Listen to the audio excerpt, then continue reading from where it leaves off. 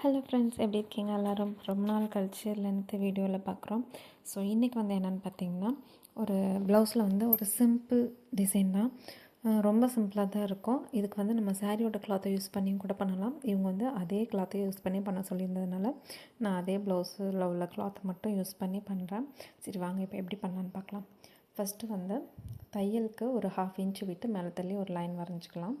கேன்வாஸில் வந்து எப்போவும் pencil use பண்ணுங்கள். இப்போ வந்து பார்த்திங்கன்னா கழுத்து அகலம் வந்து 3 இன்ச் எடுத்துருக்குறேன். ஸோ அதே மாதிரி கழுத்தோட ஹைட்டை வந்து கழுத்து இறக்கம் வந்து பார்த்திங்கன்னா 9.5 இன்ச்சு.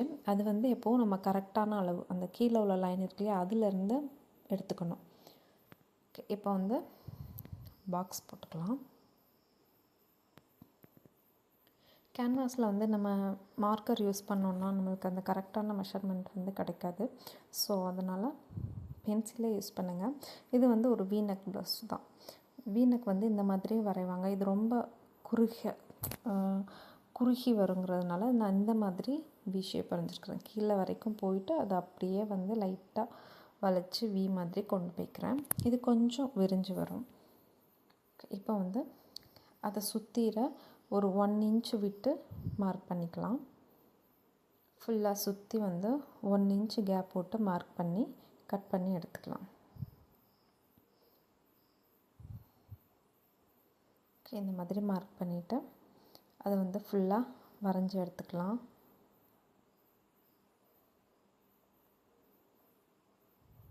ஓகே, இப்போ வந்து நம்ம அந்த 2 லைன் வரைஞ்சிருக்கோம் இல்லையா, அதை 2த்தையும் கட் பண்ணி எடுத்துருவோம். சிசர் காணோன்னு தேடிட்டுருக்கேன். ஓகே, இப்போ வந்து அந்த எக்ஸ்ட்ரா கொஞ்சம் 1 இன்ச் தள்ளி மார்க் பண்ணோம் இல்லையா, அதில் வந்து கட் பண்ணி எடுத்துக்கலாம். நம்மளுக்கு எந்த அளவுக்கு அகலம் வேணுமோ, அந்த டிசைனோட அகலம் வேணுமோ அந்த அளவுக்கு வச்சுக்கலாம். எனக்கு 1 இன்ச் போதுங்கிறதுனால நான் சுற்றிர வந்து 1 இன்ச் கேப் போட்டு கட் பண்ணி எடுத்துக்கிறேன். இப்போ நம்ம உள்ளே வரைஞ்சோம் இல்லையா கழுத்தோடைய அந்த வி ஷேப்பை, அதையும் வந்து நம்ம கட் பண்ணி எடுத்துக்கலாம். கட் பண்ணிட்டோன்னா நம்மளுக்கு அந்த கழுத்தோடைய ஷேப் வந்து கிடச்சிரும். இப்போ நம்ம அந்த எக்ஸ்ட்ரா விட்டுருந்தோம் இல்லையா, அதையும் மேலே ஃபுல்லாகவே நான் அதை அதுக்கப்புறம் கட் பண்ணிட்டேன். இந்த மாதிரி இந்த மாதிரி கட் பண்ணி எடுத்துட்டோன்னா நம்மளுக்கு அந்த நெக் ஷேப் வந்து கிடச்சிரும் கரெக்டாக. ஓகே, இப்போ வந்து இதை வந்து நான் அந்த கிளாத்தில் வந்து ஜாயின் பண்ணியிருக்கேன், எனக்கு பத்தாதுங்கிறதுனால. ஸோ நம்மளுக்கு எப்படி போட்டால் வந்து அந்த கேன்வாஸ்க்கு வந்து கரெக்டாக வருமோ அதுக்கு தகுந்த மாதிரி அந்த கிளாத்தை வந்து போட்டுக்கலாம். எனக்கு இந்த மாதிரி போட்டால் பத்தலை, அதனால் நான் இந்த சைடு திருப்பிட்டு இந்த மாதிரி வச்சு நம்ம வந்து அயன் பண்ணி எடுத்துக்கணும். கேன்வாஸ் இப்படி வச்சு அயன் பண்ணிக்கணும். ஓகேவா? சுற்றிர வந்து கொஞ்சம் கிளாத் இருக்கிற மாதிரி பார்த்துக்கோங்க. அந்த எண்டில் வந்து நம்ம ஒரு 1/4 இன்ச்சாவது கேப் இருக்கணும். அந்த அளவுக்கு கொஞ்சம் கேப் இருக்கிற மாதிரி வச்சு அயன் பண்ணிவிட்டு மீதி கிளாத்தெல்லாம் கட் பண்ணி எடுத்துடணும். ஓகேவா? ஓகே, இப்போ வந்து பார்த்திங்கன்னா அயன் பண்ணியாச்சு. கீழே விழாது, அதுக்காக அயன் பண்ணி எடுத்துக்கணும். இப்போ வந்து நம்ம மீதி இருக்கிற அந்த எக்ஸ்ட்ரா கிளாத்தெல்லாம் கட் பண்ணி எடுத்துடலாம். சுற்றி ஒரு 1/2 இன்ச் அளவுக்கு விட்டுட்டு மீதியை வந்து கட் பண்ணி எடுத்துக்கலாம். ஸோ சுற்றிர வந்து ஒரு 1/2 இன்ச் அளவுக்காவது கிளாத் இருக்கிற மாதிரி வச்சு அயன் பண்ணி எடுத்துக்கணும்.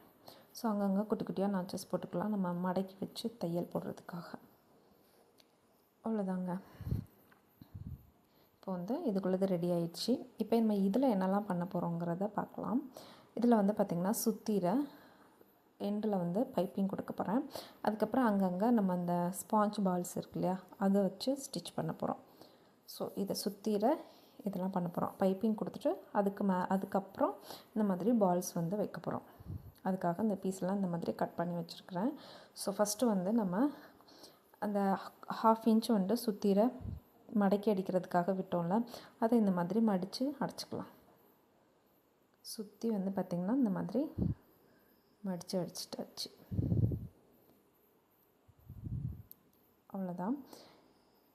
இப்போது நம்ம அந்த க்ராஸ் பீஸ் வந்து கட் பண்ணி வச்சுருந்தோம் இல்லையா பைப்பிங்க்காக, அதை வந்து எட்ஜில் வந்து ஒரு 1/4 இன்ச்சு மடித்து அதோட எட்ஜில் வந்து தையல் போட்டுக்கிறேன். ஸோ எப்போவும் பைப்பிங் வைக்கும்போது இந்த மாதிரி ஒரு 1/4 இன்ச்சுக்கு வந்து இந்த மாதிரி மடித்து அதோட எட்ஜில் வந்து தையல் போட்டுக்கலாம். ஃபுல்லாக அந்த மாதிரி மடித்து தையல் போட்டுட்டு அதுக்கப்புறம் நம்ம அந்த பீஸில் வச்சு பைப்பிங் கொடுத்துக்கலாம். த்ரெட் பைப்பிங்கும் கொடுக்கலாம். நான் வந்து அப்படியே இந்த மாதிரி தான் சிம்பிளாக கொடுத்துக்கிட்டேன். இப்போ வந்து ஸோ நல்ல பக்கத்தையும் மேலே வச்சு ஒரு 1/4 இன்ச்சுக்கும் கம்மியாக, நம்மளுக்கு அந்த பைப்பிங் கொஞ்சம் பொடிசாக வேணும்னா 1/4 இன்ச்சுக்கு கம்மியாக தையல் போட்டுவாங்க. கொஞ்சம் பெருசாக வேணும்னா ஒரு 1/4 இன்ச்சு அளவுக்கு தையல் போட்டு அது வந்து கொஞ்சம் பட்டையாக இருக்கும். ஸோ சுற்றிர இந்த மாதிரி தையல் போட்டுக்கலாம். நான் வந்து கொஞ்சம் பொடிசாக வேணுங்கிறதுக்காக 1/4 இன்ச்சுக்கும் கம்மியாக தான் வச்சு தையல் போட்டுட்டு வரேன். இப்போ மீதி இருக்கிறத வந்து கட் பண்ணி எடுத்துக்கலாம். நான் வந்து இது எனக்கு பைப்பிங் வர கிளாத் வந்து கோல்டன் கலர் வந்து எக்ஸ்ட்ரா கொஞ்சம் இருந்ததை வச்சு தான் அந்த டிசைன் வந்து ரெடி பண்ணேன். ஸோ நிறைய இல்லை, கொஞ்சம் தான் இருந்ததா, அந்த பால் செய்கிறதுக்கு மட்டும்தான் பத்தும்னு நினச்சேன். அதனால தான் பைப்பிங் வைக்கவா வேணாமான்னு யோசிச்சுட்டு இருந்தேன். சரி ஓகே வருதான்னு பார்க்கலான்ட்டு தான் கொஞ்சம் கொஞ்சமாக கட் பண்ணி ஒட்டு போட்டு வச்சு பார்த்தேன், வந்துடுச்சு. ஸோ அங்கங்கே குட்டி குட்டியாக நாச்சஸ் போட்டு நம்ம இப்போ பைப்பிங்கை திருப்பி அந்த குழிக்குள்ளே தையல் போட்டுக்கணும். ஓகேவா? நம்ம பைப்பிங்கை மடக்கணுன்னா அந்த பைப்பிங்க்கும் அந்த நம்ம அந்த ப்ளூ கலர் கிளாத்துக்கும் இடையில வந்து குழி மாதிரி இருக்கும், அதுக்கு இடையில நம்ம தையல் போட்டு வரணும். பைப்பிங்க்கு மேலே தையல் வந்து விழுந்துடக்கூடாது, கவனமாக போடணும். ஓகேவா?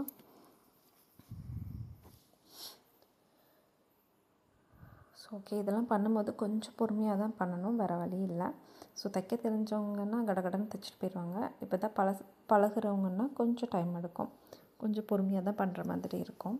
ஸோ கார்னர்லாம் அந்த எட்ஜில் நல்லா இந்த மாதிரி மடித்து விட்டுட்டு ஸோ அழகாக வந்து தையல் போட்டுக்கலாம். ஈஸியாக தான் இருக்கும், ரொம்பலாம் கஷ்டம்லாம் இல்லை. ஸோ இந்த டிசைனை வந்து நம்ம ப்ளவுஸில் உள்ள அந்த சாரியில் உள்ள ப்ளவுஸில் இருந்து பண்ணும்போது நல்லாயிருக்கும். இந்த சாரியோட கிளாத் எடுத்து இந்த டிசைன் வச்சோன்னா நல்லாயிருக்கும். இவங்க வந்து ப்ளவுஸ் வந்து தனியாக வாங்கியிருக்கிறாங்க, இந்த மாதிரி டிசைனர் ப்ளவுஸு. இதுலேயே வந்து அந்த டிசைனே வச்சுருங்க, அந்த மாதிரி அதே கிளாத்துலேயே வச்சுருங்க அப்படின்னு சொன்னதுனால நான் அதே கிளாத்துலேயே வைக்கிறேன். ஓகே, இப்போ வந்து பார்த்திங்கன்னா சுற்றிட பைப்பிங் வந்து கொடுத்தாச்சு.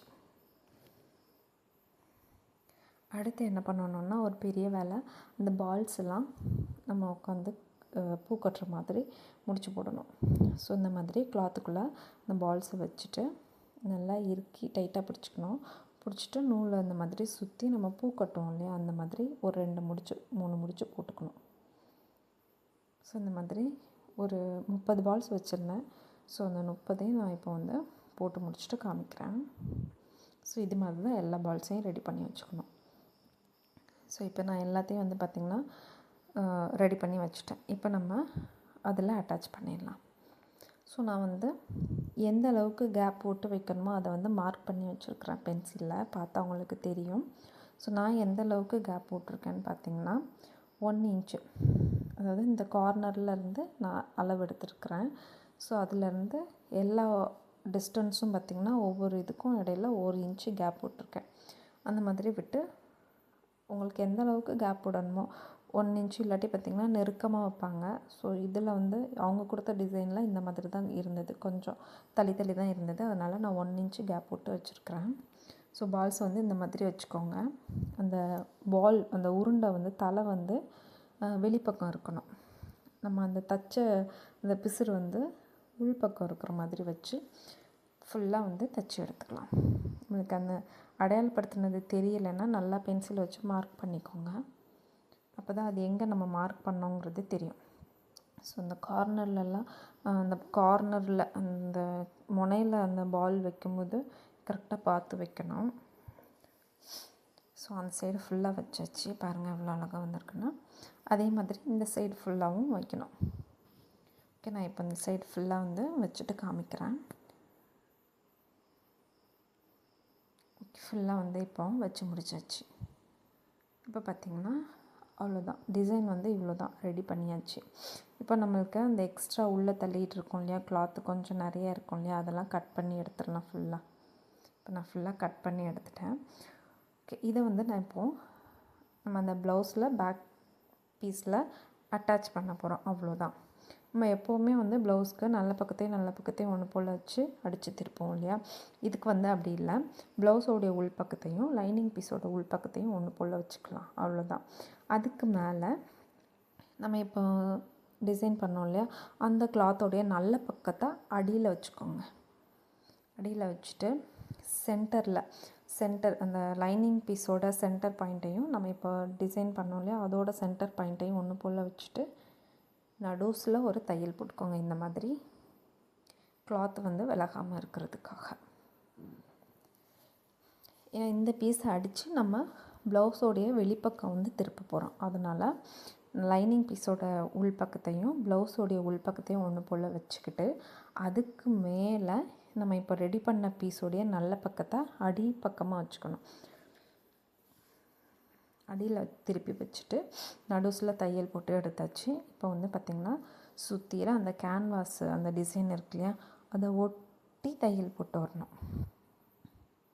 இந்த கேன்வாஸோடைய எட்ஜில் பட்டும் படாமல் இருக்கணும். கேன்வாஸில் படுற மாதிரி இருக்கணும், ஆனால் படக்கூடாது. அந்த மாதிரி அதை ஒட்டி தையல் போட்டு வரணும். அதோட கார்னரில் தையல் போட்டு வாங்க.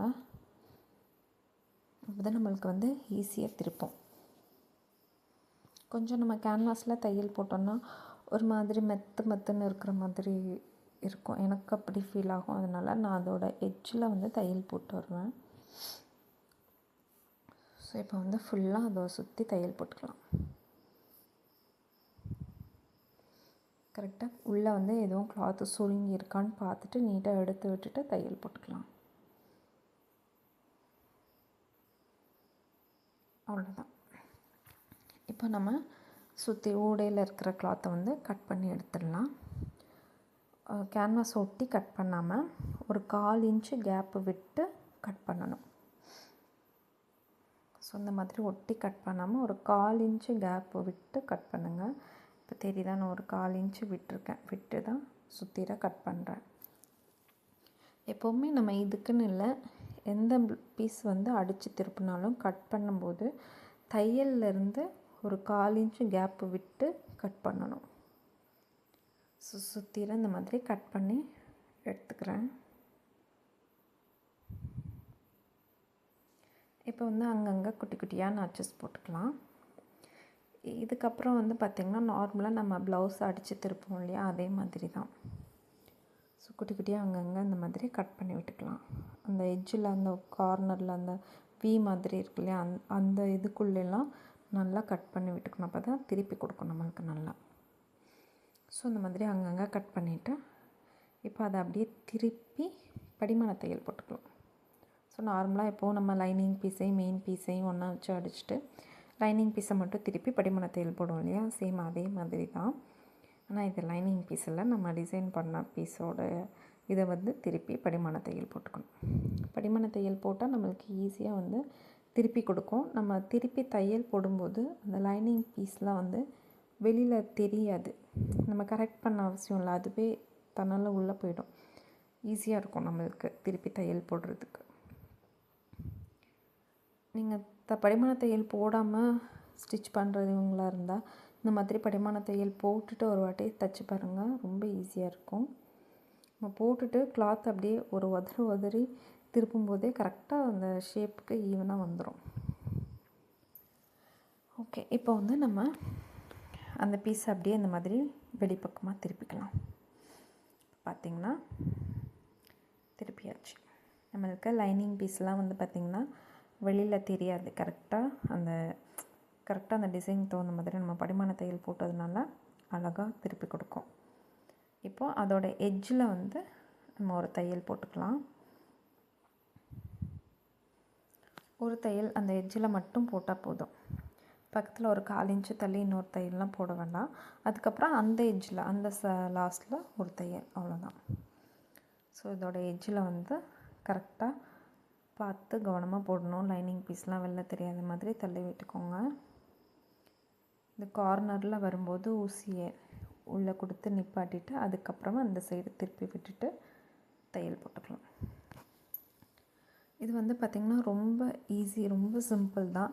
என்ன கொஞ்சம் அந்த பால்ஸ் செய்கிறது அதுக்கு மட்டும் கொஞ்சம் டைம் எடுக்கும். அதை நம்ம கடகடன்னு செஞ்சிட்டோன்னா வேலை வந்து சிம்பிள் தான், ஈஸியாக முடிஞ்சிடும். தனியாக அந்த டிசைனை பண்ணி ப்ளவுஸில் வந்து அட்டாச் பண்ண போகிறோம். அவ்வளோதான். ரொம்ப சிம்பிளாக இருக்கும், நீட்டாக இருக்கும் பார்க்குறதுக்கு. ஸோ கண்டிப்பாக ட்ரை பண்ணி பாருங்கள். இந்த மாதிரி இதெல்லாம் வந்து தைச்சி பழகுறவங்க அந்த மாதிரி உள்ளவங்க கூட ஈஸியாக வந்து தைச்சிடலாம். ரொம்ப கஷ்டம்லாம் இருக்காது. ஒவ்வொரு டிசைனாக கற்றுக்குறீங்கன்னா இதையும் தாராளமாக போட்டு பாருங்கள், தைச்சி பாருங்கள். ஈஸியாக தான் இருக்கும். ஸோ இப்போ அதோட எட்ஜில் வந்து தையல் போட்டாச்சு. உள்ள லைனிங்லாம் எதுவும் மடங்கி இருக்காமல் அடியில் அப்பப்போ பார்த்துட்டு நீட்டாக எடுத்து விட்டுட்டு தையல் போட்டுக்கணும். ஏன்னா ஒரு சில டைமில் அடியில் நம்மளுக்கு பார்க்க மாட்டோம், லைனிங் உள்ள மடங்கிரும், தெரியாது. அப்புறம் எல்லாத்தையும் பிரித்துட்டு மறுபடியும் தையல் போடுற மாதிரி இருக்கும். ஸோ இப்போ அந்த ஃபஸ்ட்டு வந்து அந்த எட்ஜில் தையல் போட்டாச்சு. இப்போது அந்த பைப்பிங்க்கு நடுஸில் ஒரு தையல், பைப்பிங் மேலே படக்கூடாது. அந்த பைப்பிங் அந்த குழி மாதிரி இருக்கும்னு சொன்னேன் இல்லையா நான் பைப்பிங் வைக்கும்போது. ஸோ அதுக்குள்ளேயே அது மேலேயே இன்னொரு தையல் போட்டுவாங்க. பைப்பிங்கில் தையல் வந்து பற்றக்கூடாது. ஏன்னா அதே கலர் அந்த கோல்டன் கலர் நூலாக இருந்தால் கூட பரவாயில்ல. இதை வந்து இந்த ப்ளவுஸில் உள்ள அந்த ப்ளூ கலர் நூலாக பைப்பிங்கில் தையல் பட்டுச்சுன்னா நம்மளுக்கு அந்த நூல் வந்து அசிங்கமாக தெரியும். ஸோ பைப்பிங் மேலே தையல் ஏறாமல் கரெக்டாக அந்த குழிக்குள்ளேயே பார்த்து தையல் போட்டுவாங்க. இதில் வந்து இந்த மாதிரி டிசைனுக்கு இந்த ஷேப் தான் வைக்கணும்னு அவசியம் இல்லை. நம்ம ரவுண்ட் நெக்கில் பண்ணலாம், வேறு ஷேப் அந்த கோபி ஷேப்பு, அப்புறம் ஸ்டார் நெக்கு அந்த மாதிரி இதில் கூட இந்த மாதிரி மெத்தடில் டிசைன் பண்ணலாம். சுற்றிர பைப்பிங் கொடுத்துட்டு அதுக்கு அங்கங்கே அந்த மாதிரி பால்ஸ் வச்சு அந்த மாதிரி டிசைன் பண்ணிக்கலாம். இது வி ஷேப், வி நெக்குக்கு மட்டும்தான் அந்த மாதிரி பண்ணணும்னு இல்லை. நம்மளுக்கு எந்த ஷேப் நெக்கு பிடிச்சிருக்கோ அதுக்கு தகுந்த மாதிரி நம்ம கேன்வாஸ் வச்சு கட் பண்ணிவிட்டு இதில் எப்படி என்ன மெத்தட் யூஸ் பண்ணமோ எது மாதிரி ஸ்டிச் பண்ணமோ சேம் அதே மாதிரி வேறு டிசைனுக்கும் நம்ம யூஸ் பண்ணிக்கலாம். அதே மாதிரி ப்ளவுஸில் சாரியில் உள்ள ப்ளவுஸாக இருந்துச்சுன்னா இதில் உள்ள டிசைனுக்கு நம்ம தனியாக ரெடி பண்ணோம் இல்லையா, அதை வந்து சாரியில் உள்ள கிளாத்தை கட் பண்ணி நம்ம பண்ணி வைக்கும்போது இன்னும் நல்லாயிருக்கும். இது வந்து ஒரே கிளாத்துங்கிறதுனால நம்மளுக்கு அந்தளவுக்கு எடுத்துக்காட்டாது. அந்த நடுஸில் வச்சுருக்கிற அந்த பைப்பிங்கும் அந்த பால்ஸும் எடுத்து காமிக்கும். இதுவே அந்த சாரியில் உள்ள ப்ளவுஸாக இருந்துச்சுன்னா நம்ம சாரியோட கிளாத்தை கட் பண்ணி வைக்கும்போது இன்னும் நல்லா எடுத்து காமிக்கும். ஸோ அவ்வளோதாங்க, ஃபுல்லாக வந்து ஃபினிஷ் பண்ணி முடிச்சாச்சு. இப்போ வந்து பாருங்கள், ஸோ எவ்வளோ அழகாக நீட்டாக வந்திருக்கு பாருங்கள். நான் இப்போ ஃபுல்லாக வந்து ப்ளவுஸை ஸ்டிச் பண்ணி முடிச்சுட்டு காமிக்கிறேன். பார்த்திங்கன்னா அவ்வளோ நீட்டாக அழகாக வந்திருக்கு. எப்படி இருக்குதுன்னு கீழே கமெண்ட்டில் கண்டிப்பாக சொல்லுங்கள். இந்த டிசைன் எப்படி இருக்குன்னு நீங்களும் கண்டிப்பாக ட்ரை பண்ணி பாருங்கள். வீடியோ பிடிச்சிருந்தால் லைக் பண்ணுங்கள், ஷேர் பண்ணுங்கள், மறக்காமல் சப்ஸ்கிரைப் பண்ணி சப்போர்ட் பண்ணுங்கள். ஏதாவது நல்லாயிருக்கு நல்லா இல்லை எப்படி சொல்லி தந்தேங்கிறத கண்டிப்பாக கீழே கமெண்ட் பண்ணுங்கள். பாய்.